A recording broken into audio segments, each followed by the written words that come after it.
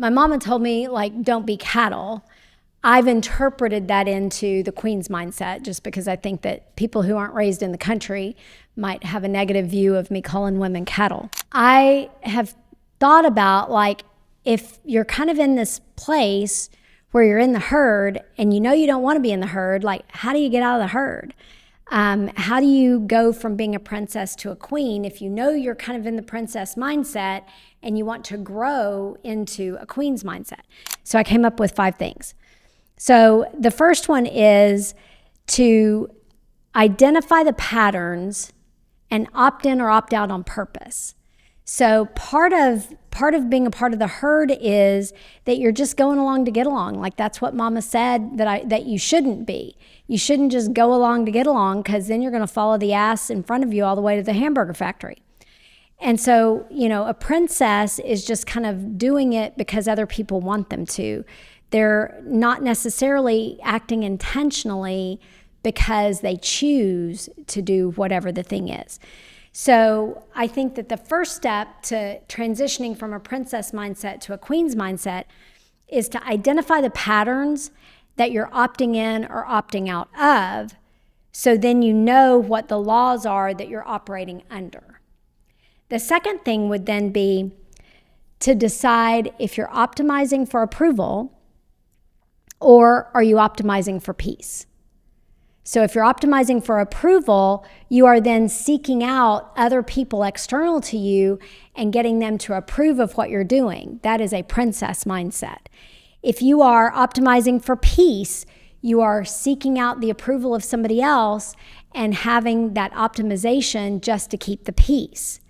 Or are you choosing deliberate actions regardless of approval or peace? In other words, are you choosing that for yourself? That's also the difference between harmony and strategic friction. In order to go away from the herd, in order to become the queen, you may have to choose some strategic friction. And it may cause some disharmony. But you have to choose that to trailblaze your own path. You have to also quit asking, like, what do they like? What do they care about? What will keep the peace? What will keep the harmony? And instead, you have to ask yourself, what matters to me? And then move to that. That's what I call my north. Like, decide what your north is and move to your north, even if it causes friction, even if it causes disharmony. The third one is that you have to separate being kind from being compliant. And there's a lot right now being talked about the difference between being nice and being kind, but I call it being compliant versus being kind. Kindness is a value. Like, you can choose to be kind. You can choose to acknowledge the homeless person on the street corner because they are human. But it doesn't mean that you have to be compliant and have peer pressure to necessarily give money to the homeless person because you don't necessarily believe that they ought to be begging on the street corner. There's a difference in those two things. And that doesn't make you disrespectful to the homeless person. You can acknowledge they're human, but also acknowledge there's a better system for dealing with the homeless population. You can be respectful, you can be clear with your value system, but you can still maintain your boundary. Elena Cardone explained this to me. The way that I understood it was that her value system was to save the traditional family. My value system was to support women who are transitioning in life through maybe no fault of their own. Other people's value system may be to save the whales. And what Elena said to me was, saving the whales is a very laudable goal. It's just not her goal. Her goal is the traditional family unit. So she's going to save the family while somebody else saves the whales, and then everybody is going to do their thing, and the whales are going to get saved, and the family's going to get saved, and everybody's going to do their part. So are you doing it for performance or for position? The fourth one is to build your independent system of validation. And that is contradicted to looking outside yourself for validation. So are you seeking the approval of other people as your validation system? Are you seeking for other people to tell you that you did a good job? Or are you looking at yourself saying, I did a good job on that, or I could have done better, like doing your own deep dive analysis of whatever it is, the networking event, or whatever your mission is, and giving yourself that controlled internal validation.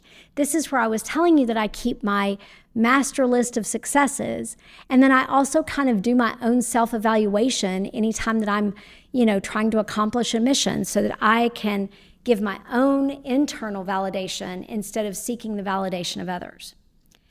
And the fifth one is practice divergence. I think that divergence is a skill that has to be learned. That is, you are in the comfort zone of the herd, and it is discomfort to go outside the herd. That is this practice of divergence. So practice it in little ways, walking outside of the comfort zone of the herd in small ways before you just go, as we'd say in the country, hog wild and do something super crazy. Think differently than the herd in small ways before you think differently in a big way.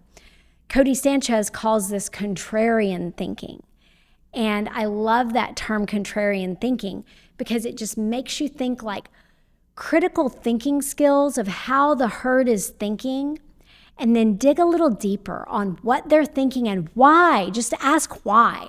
I'm a big proponent of asking why 5 levels deep on whatever the topic is. It may be, investment policy for a family. It may be divorces and why, 50-year-old women file more divorces. Like, it may be how to handle a networking event. But whatever the common thought process is, maybe it's politics. Ask why. In politics, in business, a lot of times the answer is going to be follow the money. But you need to ask why and go 5 levels deep on the why, because you're going to find some divergence in thought process by critical thinking skills. And that practicing divergent thinking is where you can come up with the way that you're going to start separating yourself from the herd in Mama's saying of don't be cattle, and the going along to getting along versus the discomfort of blazing the trail. So when you're developing your mindset, what I call the queen's mindset instead of the cattle mindset, the queen's mindset of not being a princess and starting to get your power as a queen, sometimes queens have to have a divergent mindset and contrarian thinking, as Cody Sanchez would say it.